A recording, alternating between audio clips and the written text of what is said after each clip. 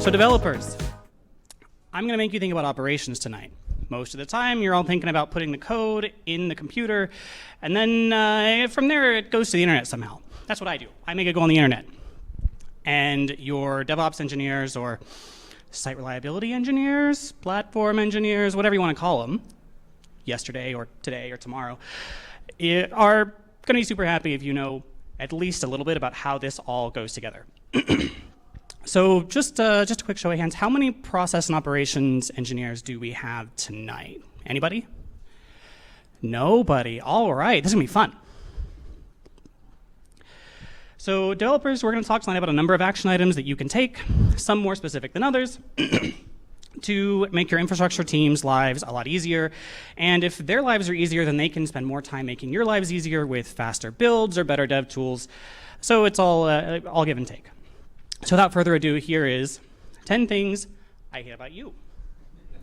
Well, 6. Tight on time. So do any of you guys work in Kubernetes shops?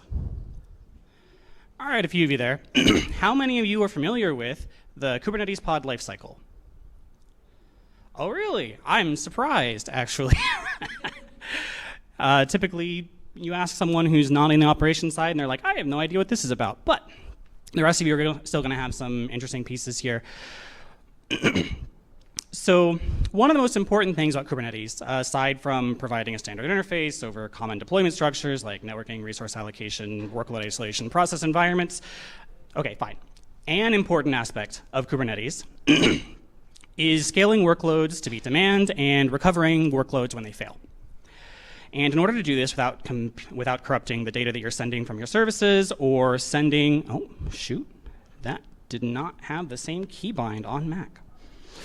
Okay. There we go. So in order to do this without corrupting your data or sending customers to 502 pages unnecessarily, if you're on Twitter and you see sometimes it's like, we couldn't load this tweet, this is probably something similar to what's happening. Like you've sent a request and the service has either scaled up or scaled down or been rotated, and as a result, the actual instance of the service that you sent your request to failed to send back whatever you were asking for. And that didn't get offloaded to any other service, and there wasn't any time after you sent it for it to actually send you something reasonable. So in order to respond correctly to customers, you need to respond correctly to the signals that Kubernetes sends when it's managing its workloads. And on the development side, this is very simple in concept. All you need to do is when you receive a SIG term, you stop receiving messages. You deny any new messages, you stop responding to the readiness check, so the /ready endpoint typically, but your infrastructure engineers will tell you what that's going to be, and then shut down. And the faster you shut down, as long as you respond to all the requests that you already have gotten, the faster you'll be able to roll out your deployments as well, so this is going to be something that's going to help you actually get your services into production faster, in addition to just making the customer experience better, which is really what we're all looking for, right? So if you're not using Kubernetes, don't worry, that was the most specific thing that I have. The rest of this is totally normal. So all too often, I see that service crashes or deployment rotations lead to data loss or inconsistency. And this is because network calls between services or external providers are written up with some at most once behavior.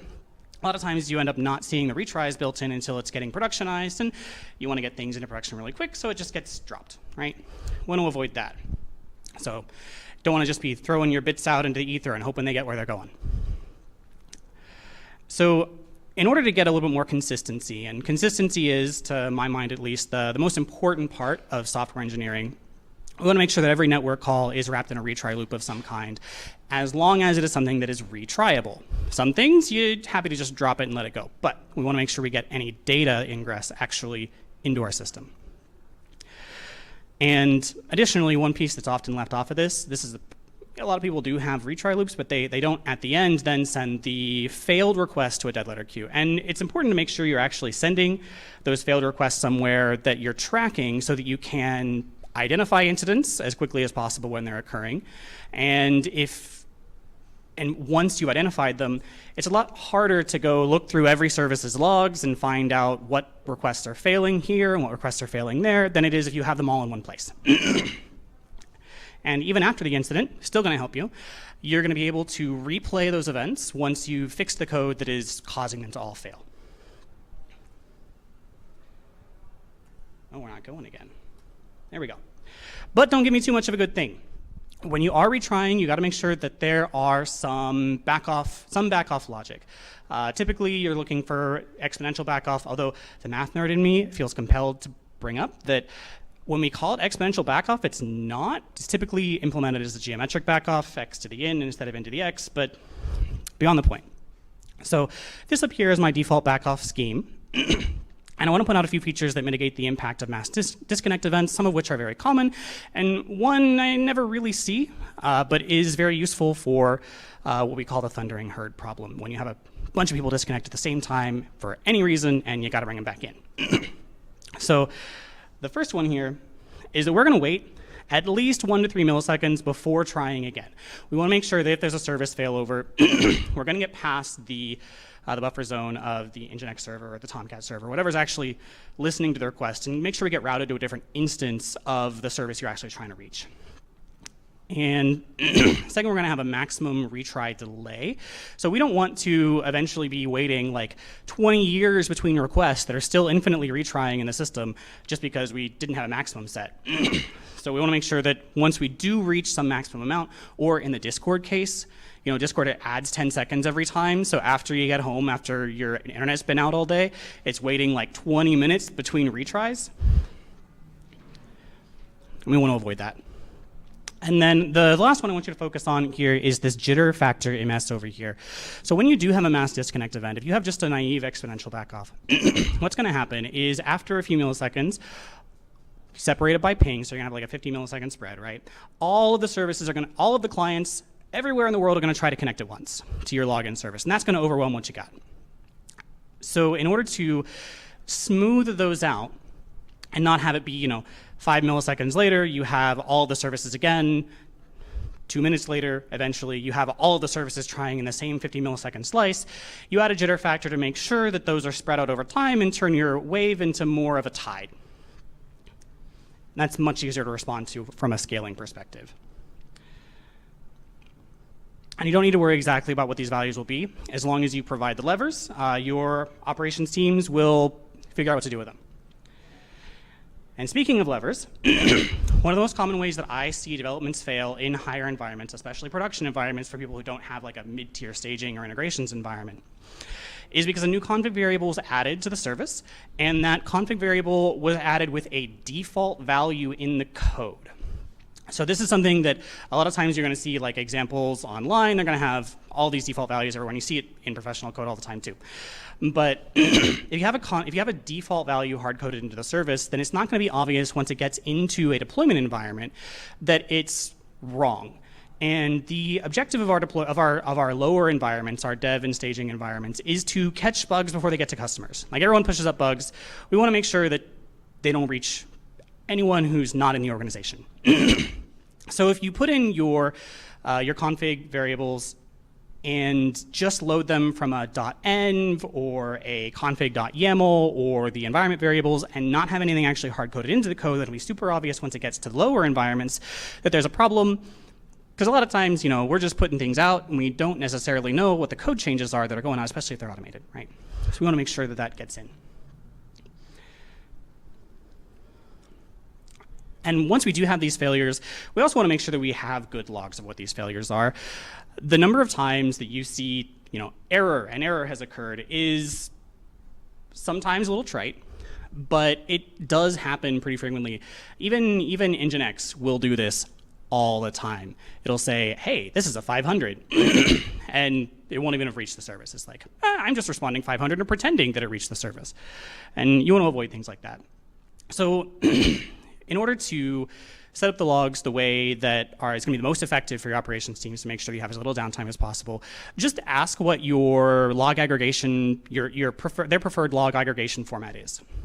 Because it's going to depend on the team. It's going to be very team specific what actually is expected. And the important part is mostly to be thinking about it and not just throwing things to STD out and then saying, this is good enough. Because a lot of times it's not really helpful if you're just using it for development. You got to also know what the problems are in production.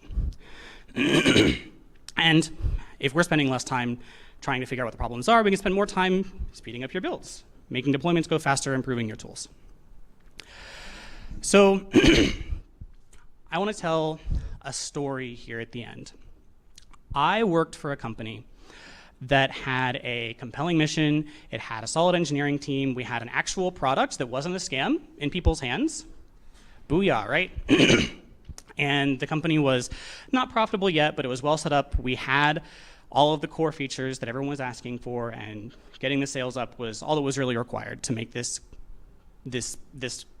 company profitable and this project function.